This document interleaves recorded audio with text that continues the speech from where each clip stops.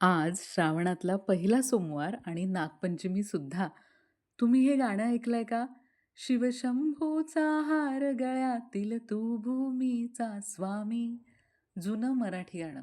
अश्विनी भावे सुंदर मराठी अभिनेत्री आणि त्यांच्या चित्रपटातलं हे गाणं. याच्यामुळं कितीतरी जुन्या आठवणी जाग्या होतात आणि आम्हीसुद्धा लहानपणीच्या आठवणीत जातो.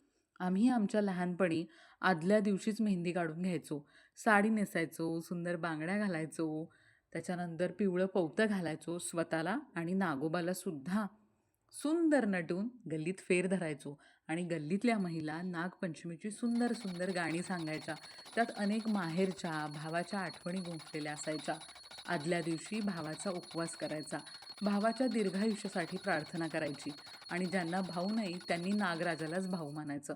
आपल्या संस्कृतीत निसर्गाला, प्राण्यांना, पक्ष्यांना फार महत्त्व आहे आणि तसंच शेतकऱ्याचा मित्र नागराजा म्हणून नागपंचमीची पूजा केली जाते.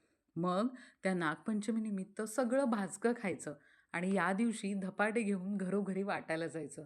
खरं तर हल्ली हे सगळं कमी होत आलंय, कारण प्रेम, माया, संस्कृती सगळंच कमी झालंय. पण आधी याची खूप लगबग असायची. आजी आदल्याच दिवशी सांगायची, पिवळं पवतं करायचं आहे, धपाटे घेऊन वाटून या. अशा बऱ्याच गोष्टी होत्या. किती सांगणार आहे मी?